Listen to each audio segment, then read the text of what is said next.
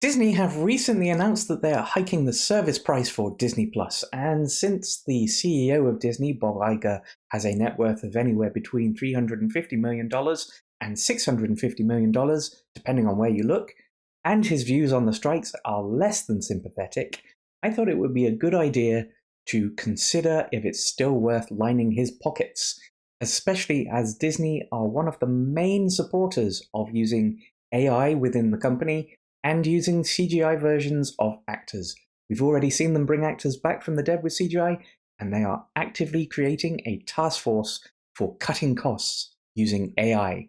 When I think about Disney, there are four main parts that make up the output, to my mind: Star Wars, Marvel, Pixar, and Disney Originals. I don't know really what to call this category. So, heads up, there are spoilers in this video for Avengers Infinity War, Secret Invasion, Andor, and the remake of Little Mermaid. Since three of the categories are catered for very recently with Elemental, Secret Invasion, and Little Mermaid, I'm going to start with Star Wars. Well, that's as much of that as I'm playing because I don't want the Mickey Mouse assassins coming after me. The main issue that Disney have with Star Wars is that new things are crushed by the weight of the franchise. Shows and movies like Obi Wan or Solo, A Star Wars Story or whatever it was called, can't escape the gravity of the Star Wars canon and have a strong temptation to lean into it, which leads to nostalgia bait. We're supposed to delight at just the most bizarre references to things from the original movies. I guess I'll have to destroy that little guy. Somehow I never get bored with winning. Woo! A chess set, I guess. Prior to the poor performance of Solo, Disney were planning a whole series of nostalgia bait movies, an anthology of properties focused on individuals from the original lore. Instead, because it performed so poorly, they moved them to equally disappointing shows like Obi Wan. They clearly didn't learn the right lessons from the failure of Solo. As Obi Wan was utterly destroyed by the restrictions of the original story, you cannot make a compelling Vader versus Obi-Wan story when we already know what happens. I'm going to put a pin in Disney not understanding states because we'll come back to that. And you cannot make an Obi-Wan versus Vader show that's for new people when the writing is done in a way which assumes everyone watching already knows and is familiar with these characters. It's a catch-22. We know that Disney are capable of making something great in the Star Wars universe. They've done it. No, not Mandalorian. Don't get me wrong, Mandalorian's fine, but it's not great. What is my sacrifice? I'm condemned to use the tools of my enemy to defeat them. I burn my decency for someone else's future. I burn my life to make a sunrise that I know I'll never see.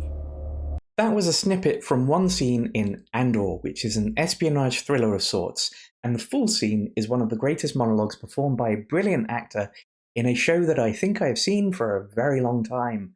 It's worthy of being put alongside things like The Sopranos. And it's a Star Wars show? Andor's connections to Star Wars are loose. Mainly it's attached to Rogue One, a standalone, decent movie by itself, and because of that, Andor is without that weight on its shoulders. In contrast to Obi-Wan, it's sharply written, has a great cast of character actors, there's no slapstick nonsense, it knows the intelligence of its audience, it knows that most people who love Star Wars are now deep in their midlife crisis. Hi, welcome to my YouTube channel, and probably like nuanced things. The writers knew how to use the fact that we know the main character's fate by moving the stakes to those around him. We know Andor's fine. We're not watching the show for him. We're watching it for the people around him. And to boot, because it's based on a standalone property, it's not overwhelmed by references. Overall, it seems like Disney largely left them to do what they wanted to do and didn't micromanage it. And because of that, it's amongst the best things in the entire Star Wars universe. Don't take my word for it.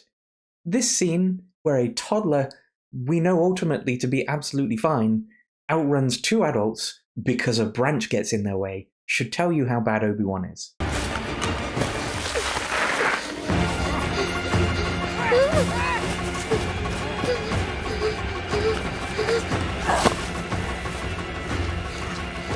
Thrilling, right? And not so comedically terrible that it's been ripped onto many YouTube videos pointing out how bad Obi Wan is.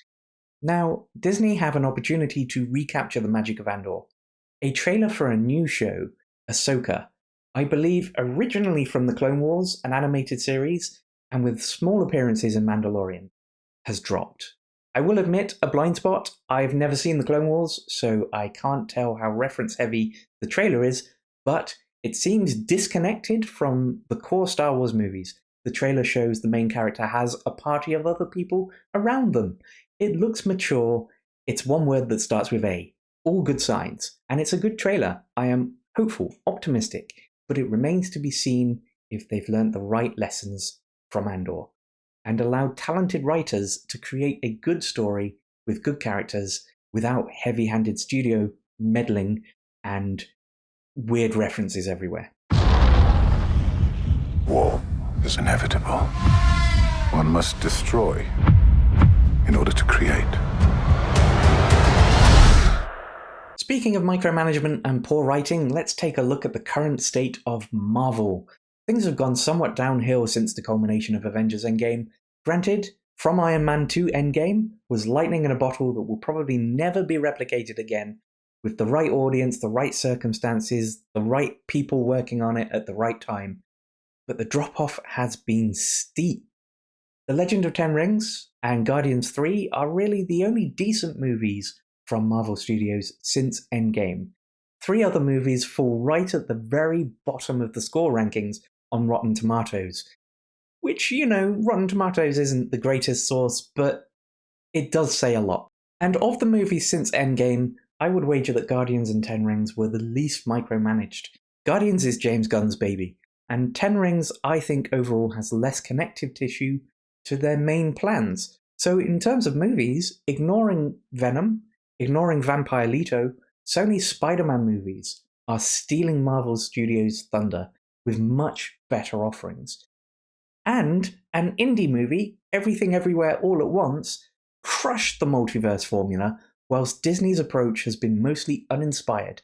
Everything Everywhere All at Once proved that comic book-like movies, even ones with butt plugs in, can dominate as award contenders, something Marvel have been struggling to do, though arguably some of those are snubs. Even Marvel Studios' litany of shows have been a mixed bag, from plain tedious to the giddy heights of, yeah, it was alright until it became a big sky fight. Secret Invasion being a huge demonstration of the fact that, picking this pin back up, Disney don't understand stakes.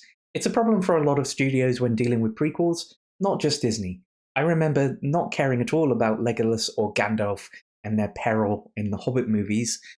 For Disney though, nowhere is it a bigger problem than the Marvel franchise, and now they've managed to make it a retroactive problem, because Secret Invasion changes the timeline for an unknown period of time of previous works, when we discover that several characters, for an unknown time, have not been the characters, they've actually been aliens in disguise. Now, there's 2 possible outcomes here.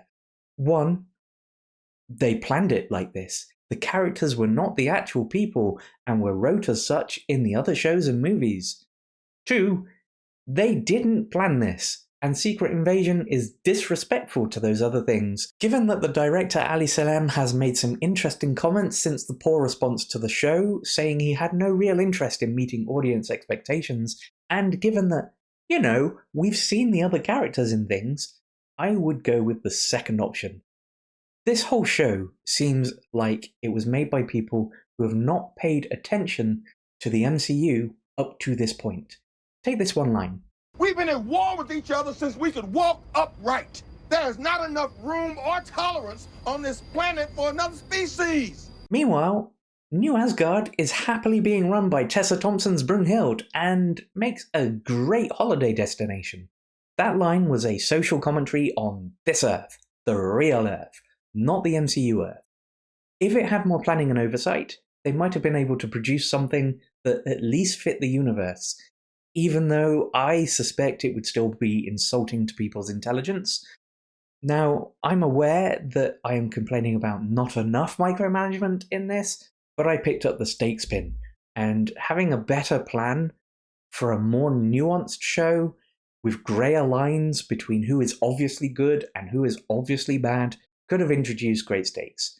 There are no stakes in this show. It shows you who the bad guys are and who the good guys are in very obvious ways, with almost no ambiguity, and this is supposed to be a spy thriller. Throughout Secret Invasion, there are several attempts at surprise twists. But it never works, because it is always written or directed or shot in a way where we already know, from episode 1 to the last episode, there is no nuance or subtlety. It just doesn't work. Imagine a world where we had a nuanced thriller. We didn't know who was good or bad, because the show never explicitly told us. Imagine a world where the superpowers aren't in the show, because it's a spy thriller. They don't matter. It's a show about politics and intelligence. Imagine, I don't know, some sort of rebellion rising up against an overreaching... I'm describing Andor again, aren't I? Another way that they nullify any stakes within the show is by leaning into resurrection. This is not something that is restricted to Secret Invasion within Marvel. For a long time, Marvel have announced their slates years in advance. When Spider-Man turns to dust in Infinity War, that's supposed to be an emotional moment, and for many people it was. But if you pay attention to things like movies in the way that I do, my first thought was, he's fine, he'll be back, there's more movies. You could map out exactly who would survive based on Marvel's announcements. Plus, we now know the only real death in Marvel is contractual death. When an actor's time with the studio is up, their exit, happy or otherwise, is on the horizon. Any characters who die, well, they have multiple ways of bringing them back from the dead. Even as far back as the first Avengers movie, I hear that Tahiti is a lovely place. Personally, I don't trust that contractual death is enough at this point, as there have been many on-again, off-again rumours about characters and actors who are out of contract potentially coming back. And since there has been a huge dip in the reception to Marvel, it seems like something they would possibly entertain the idea of, because they might consider that the dip isn't because they're producing rubbish, it's because they need to get these big draw actors and characters back, which, to a point, could be true. If they came back, I can imagine a lot of people would go. But it still doesn't mean the things would be good. In reality, there's only so many times that we can see a Skybeam battle with absolutely no stakes and still be interested. Loki Season 2 is on the horizon, another Marvel entry responsible for reviving a fan favourite. Might be time to stop showing their hand in advance and turn off the immortality tap. If Loki Season 2 ends with no confirmed Season 3, and Loki accepting that he cannot escape his fate and must sacrifice himself in some grand way, I would be satisfied that the rarest of things has happened. A Marvel character has had a full arc. I've been pulled through time, between the past and the present. Hello? If what I saw is true, there's nothing that stands between this world and utter destruction. Now we get to something that's a little bit more tricky to be mean about. You wouldn't expect much criticism for Disney Pixar. It's the jewel in their crown, with incredible movies like Finding Nemo, Toy Story, Monsters Inc. So many great movies, it is difficult to pick a favourite. My issue with Pixar is not micromanagement, or bad writing, or stakes, it's tropes. In particular, anthropomorphization. Elemental is the latest in Pixar's Things Can Talk brand, and it's fine, so-so, on par with Cars. But the trope of, hey, what if you could understand cars, toys, ants, emotions, elements, Scottish people, it's getting tired now, especially when many of the stories at their very core are the same. Thing 1 and Thing 2 are different, but circumstances mean they have to work together on something. Turns out, not so different after all. Romance? I'm not saying they're duds, don't get me wrong, just that surpassing the incredibly high watermark set by Toy Story is borderline impossible. It may be nitpicky to moan about Pixar, maybe it's just because I need to talk about them because they're part of Disney and I have an idea for an end bit on this video, but I would hope that maybe they start to go back to the well of ideas if their next few movies are things can talk movies. Speaking for myself, I mostly enjoy Pixar movies that explore an aspect of humanity beyond just two things that are different turn out to not be so different after all.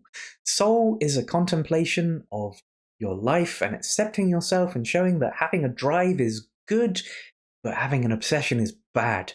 Up is a movie that covers so much of the human experience and possibly contains the most emotionally overwhelming 10 minutes of any movie ever. Coco is about family connections and connecting with your loved ones, something which, if it had come out a couple of years later, would have been deeply meaningful for many people. And even though WALL-E follows robots, it's a human story about consumerism and our relationship with technology, which, given that Disney would like to start relying heavily on AI, is extremely prescient. I insist you give me the script. Ultimately, I prefer the movies that explore deeper ideas than the majority of Pixar's more recent movies. Speaking of exploring deeper meaning, and the real reason I made this, and where I would absolutely love Disney to stop, is the betrayal of their classics. The Little Mermaid was bad. There's a reason I didn't do one of my short reviews for it. 1 minute of straight to camera, without evidence, isn't enough to convey why it's bad. Now, let me caveat this before a certain type of person thinks that I'm on their side.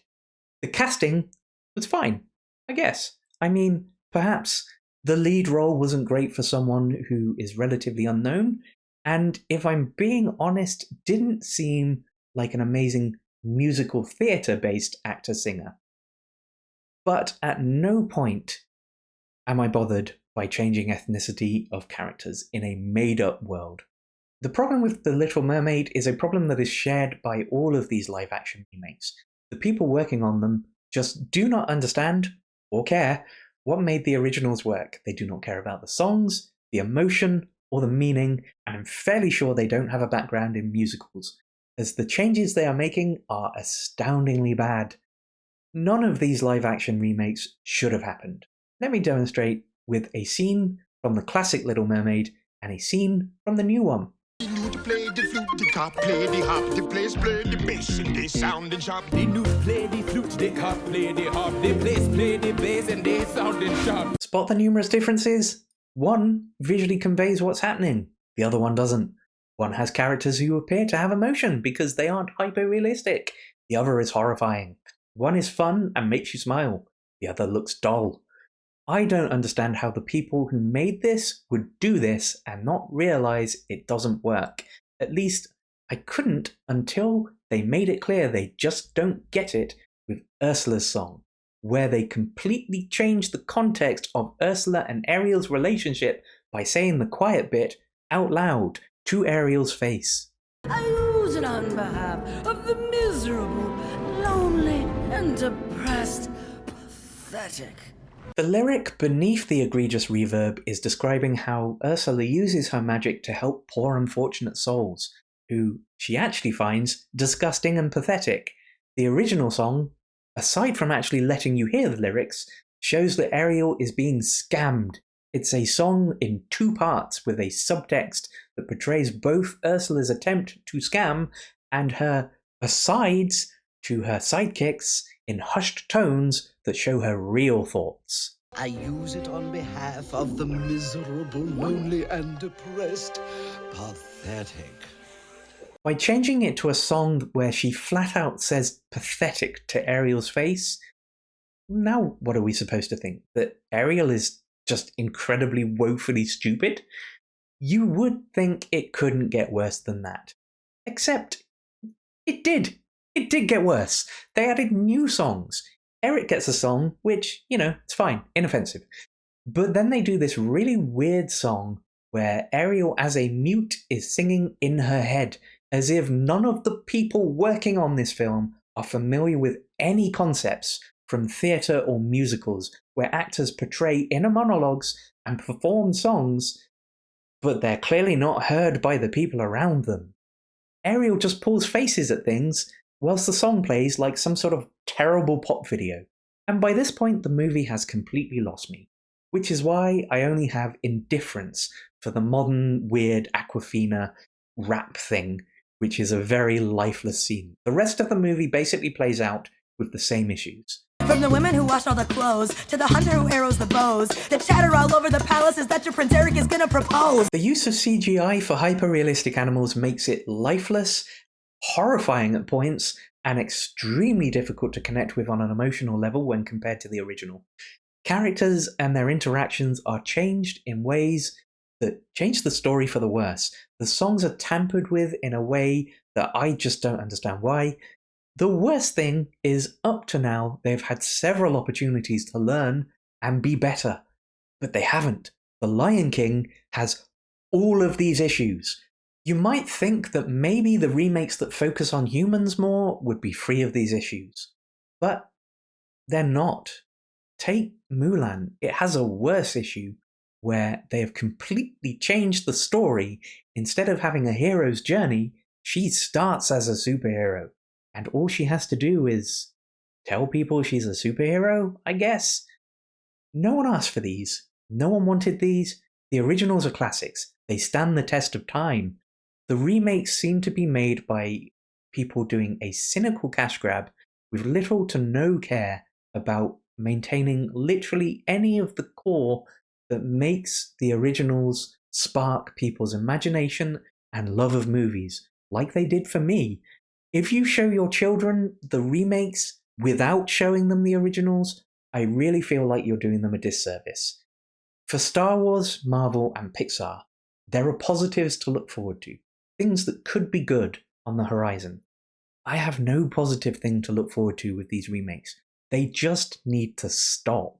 What did we learn? Well, if genuinely good creative people are allowed to get on with things at Disney, they can produce great stuff like Andor, or the original Little Mermaid, which will outlive all of us. But since Disney are not in the habit of doing that lately, and up until very recently have had strange views on the strike, and they've already shown a willingness to use CGI likenesses for actors, and they're actively creating an AI task force to cut costs, which is business speak for fire people. And they're not particularly bothered by human rights issues in countries where they stand to make a lot of money, and they don't understand their own properties. Maybe it's time to ditch Disney+.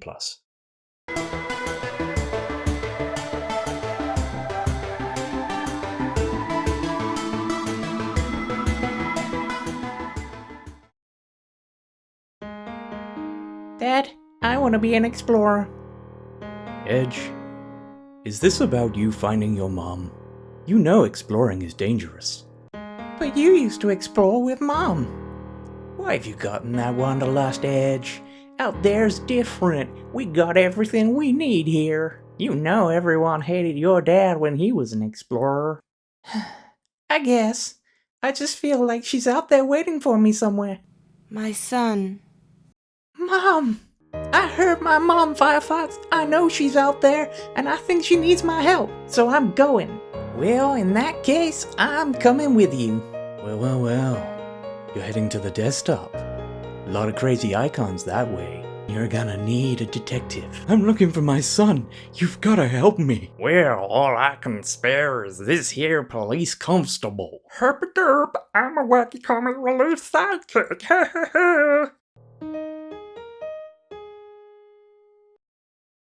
Excuse me, we're looking for Chrome. Look around, kid. Everything here's way too matte to be Chrome. Whee!